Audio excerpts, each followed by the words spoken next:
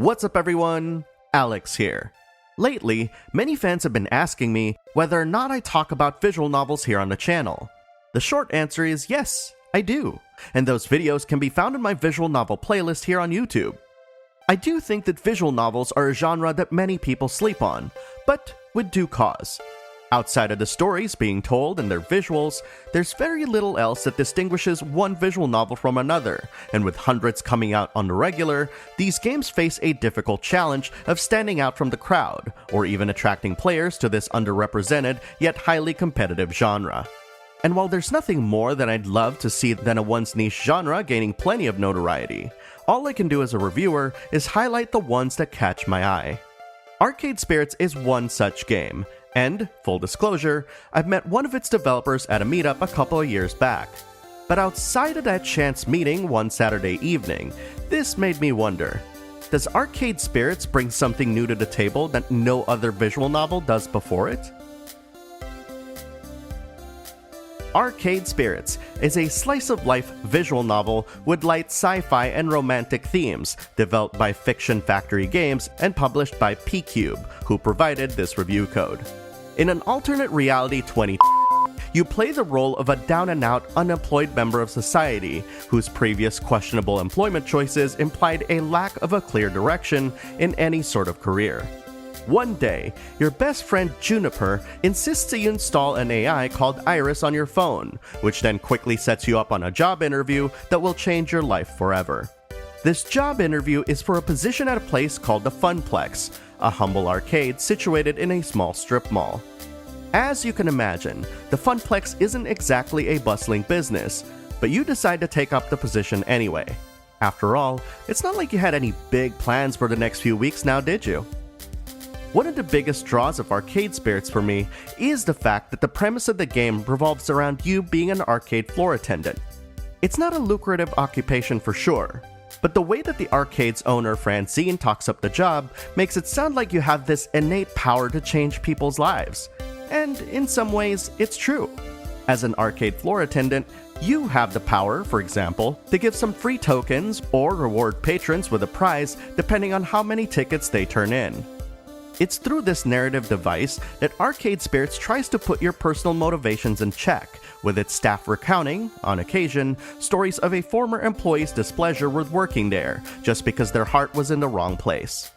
To enjoy your time at the Funplex is to allow yourself to be open-minded to the possibility of experiencing things that you might not be familiar with, and meeting all sorts of different people who you wouldn't have met otherwise. It's a very obtuse way of saying that playing Arcade Spirits will be unlike any other story you've experienced before, and that there is a different kind of joy and pleasure to be derived from the stories featured within. That said, Arcade Spirits is a visual novel and not a business simulator, and many of the choices you'll be making have more to do with how you express yourself rather than having too much of a direct influence on the arcade's success, despite what the game might have you believe. To help keep track of these choices is a handy UI that tracks the different responses you've made, ranging from comedic quips to serious and balanced replies, creating a visual meta profile of the character you're playing as. Your responses will also come into play in certain situations where, based on your top 2 most selected response types, you'll be able to further define your character's personality. This very same interface also keeps track of your friendships with Funplex staff and patrons, and it's a great visual way to see where you stand with each individual. On top of it all, Arcade Spirits also allows you to customize how your character looks, even down to what pronoun you prefer to be called as. All of these different elements work in concert in making sure that you're invested in the success of your on-screen persona, further immersing you into the game's plot as it unfolds. Not long after you start at the Funplex, will you begin meeting many of the arcade staff and regulars, and they are a colorful lot. Gavin, the arcade's manager, for example, is very business-oriented and cares a lot about the future of the arcade by way of financial stability. On the other hand, Naomi, the arcade's mechanic, cares more about the longevity and preservation of the games than profitability. As with many visual novels focused on romance, it's up to you to decide which of the characters align with what you like, though you don't necessarily need to engage in this way if you don't want to.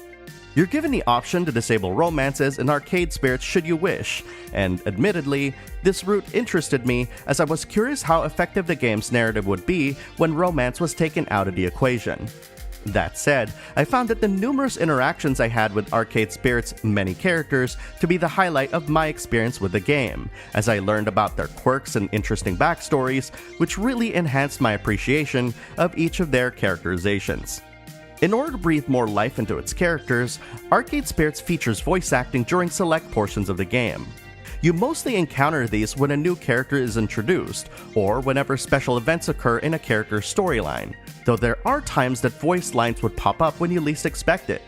When there isn't any, you'll sometimes hear characters utter a short quip that helps add flavor to the dialogue being shown. That said, I would have loved it if there was more consistency when it came to the presence of spoken dialogue, like a transitional element that signals that a whole scene would be voiced, for instance. Voice acting is a great way to enhance your involvement with its story, and when lines of dialogue gets voiced unexpectedly, the resulting surprise can be a bit jarring, something that can pull you away from the experience. Of the many characters in Arcade Spirits, I particularly gravitated towards Stephanie Shea's Naomi and Amber Lee's Ashley. Their larger-than-life performances really brought a vibrant energy to the characters they portray, which then, unsurprisingly, made me even more invested in their stories and growth throughout the game. Anyway, I'm Naomi Fairchild, the Funplex's techie. Hi! Pleased to meet you. Outside of their performances, I felt much of the voice acting in the game was a bit understated and tried to portray each character in a restrained manner. The problem with this is that it undermines the purpose of why you'd add voice acting in the first place, which is not only to provide a literal voice to an on-screen character, but to also lift up moments in the story. Having an understated delivery can also come across as unexpectedly silly, especially when high-energy characters take the stage and their voice delivery doesn't match their character's perceived intensity. Wait, you're new here, right? Arcade Spirits also features the ability to set the dialogue to auto-advance, though I found that the delay on the slow setting was way faster than other games at their fast setting. There's also a proclivity in the dialogue to include internet slang such as what, spelled W-A-T, which, to me at least, doesn't come across as cool, but rather ages the dialogue a bit somehow. Because of the genre's hyper-focus on storytelling and character development, it might sound like criticizing certain parts of Arcade Spirits in this review is like splitting hairs. However, I personally believe that bringing these parts to light reflects the kinds of expectations that players might have on the genre as a whole.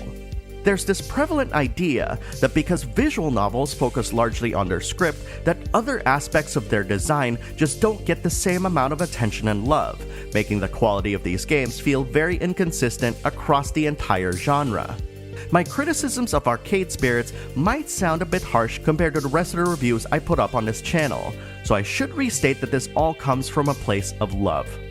As I said earlier, I'd absolutely love nothing more than to see visual novels do something new with the genre, so that newcomers can play a game like Arcade Spirits and want to play similar games after that. But in order to get to that point, it will take a considerable amount of honesty to try and evolve visual novels beyond their public perception. However, my criticisms of Arcade Spirits won't ever take away the fact that it is an enchanting game with a cute story to tell. It's a feel-good tale that showcases numerous platitudes you might have seen or read elsewhere. Take risks, believe in yourself, and work hard for your dreams. And while this might sound a bit incendiary, it actually makes sense given the state of where we start out in the game. While each character you meet has varying degrees of personality, ranging from rage-inducing to outright party dude, there's a sense of kindness and generosity that Arcade Spirits characters exhibit. I was expecting, for instance, for Gavin to be annoying given his tendency to favor profitability over humanity, but there have been moments where he understood the latter and acknowledged the flaws of his own perspective. These small interactions give you a sense that you are affecting the world around you in Arcade Spirits, and that, in and of itself, is a tall order given the limited ways you can interact. While its name might imply that you'll only be dealing with arcade culture, you might be surprised to learn that you'll be exposed to other facets of gaming culture as well. It's here that Arcade Spirits demonstrates its love and admiration of the many cultures that evolved around video games, like collectors, cosplayers, esports players, and so much more. It's a love letter to anyone who's ever found themselves engaging with any of these communities, and the game thoughtfully spends an ample amount of time to involve and introduce you to each. Perhaps the question I asked at the beginning of this review was a bit unfair. After all, good games don't always need to be innovative in order to be exemplary. Arcade Spirits' story and characters truly captured my heart in a way that no other visual novel has, and by grounding its stories in various pockets of gaming culture, I've truly come to appreciate what this all collectively brings to the table. And despite my criticisms of it, Arcade Spirits was able to draw me back in repeatedly, as I was invested in ensuring that I saw everyone's dreams to fruition. This is a testament to the best parts of the game, and if you're ever curious about diving into visual novels for the first time, I believe that Arcade Spirits is a good introduction to the genre, one that will entrance, delight, and make you fall in love with its wonderful cast of characters.